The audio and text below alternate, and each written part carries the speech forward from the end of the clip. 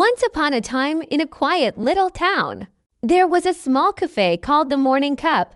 It sat at the corner of a busy street filled with the smell of fresh coffee and the soft sound of jazz music playing in the background.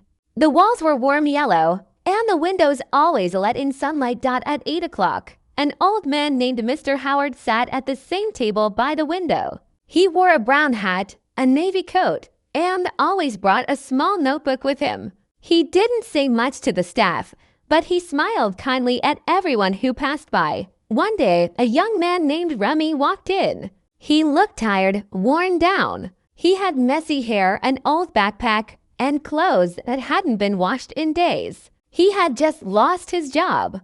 No money, no direction. He ordered the cheapest coffee on the menu and sat in the corner. He didn't know that day would change his life. Mr. Howard noticed him. After a few minutes, the old man stood up, walked over, and asked, "Mind if I join you?" Remy looked up, surprised. Sure." Mr. Howard sat down and smiled. "First time I walked in here, I was broke too." Remy raised his eyebrows. "You?" The old man nodded. "Lost my company. Lost my family for a while, too, but I found something better." Remy didn't say anything. Mr. Howard pulled out his notebook and tapped it with a finger. It's not a diary. It's my book of regrets." That caught Remy's attention. "What do you mean?" Mr. Howard leaned back. "Every day I write down something I wish I'd done differently. Then I try to turn it into advice for someone younger." Remy sipped his coffee. "You don't even know me," he said. "I don't have to," Mr. Howard replied. "Mistakes speak the same language." Remy smiled. The first time in weeks got the next day. Remy came back. And the next. Every morning, Mr. Howard shared a new story from his past. One day he said, "I once fired a guy because he disagreed with me.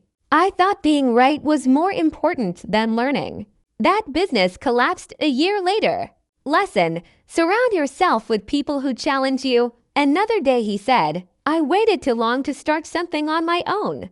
I kept saying, one day, but one day never comes unless you chase it."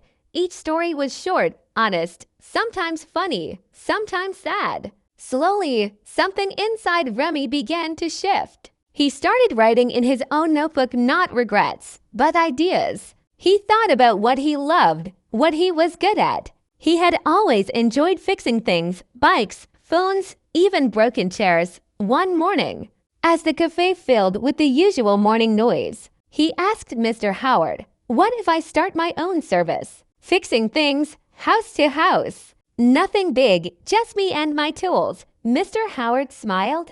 "That's how I started, too. One tool, one customer, one risk." That afternoon, Remy printed a few flyers and posted them around the neighborhood. The next day, he got his first call.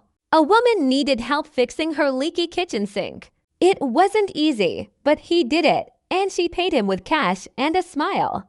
That night, he wrote in his notebook, "Day 1, one fix, one win." He came back to the cafe the next morning holding a pastry and a coffee. "For you," he said, handing it to Mr. Howard. The old man took it, surprised. "You didn't have to." "I know," Remy said.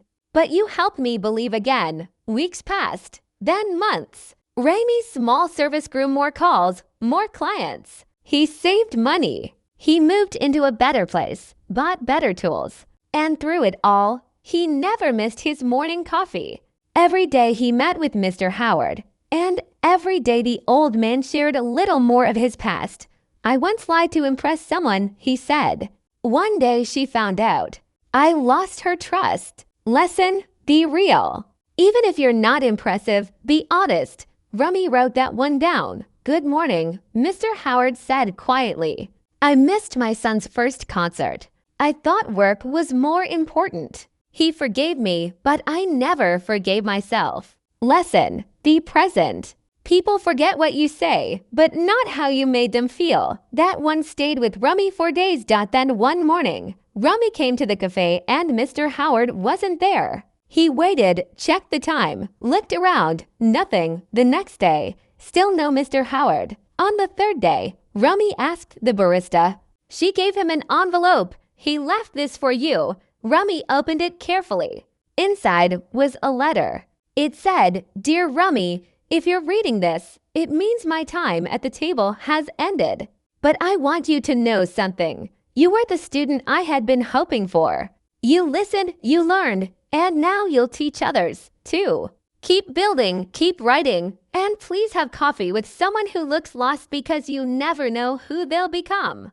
With respect and pride, Mr. Howard." Rummy sat there in silence, the letter in his hands.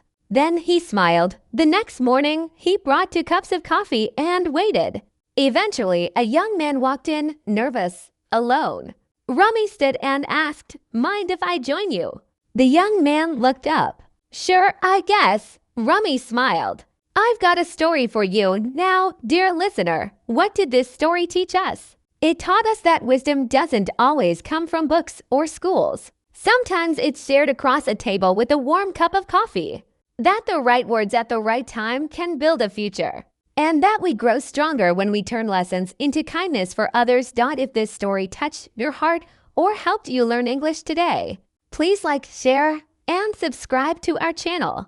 English Kimu, the teacher of English. And remember, the next time you sit alone at a cafe, look around. You might find your Mr. Howard or become one yourself. We'll see you in the next one.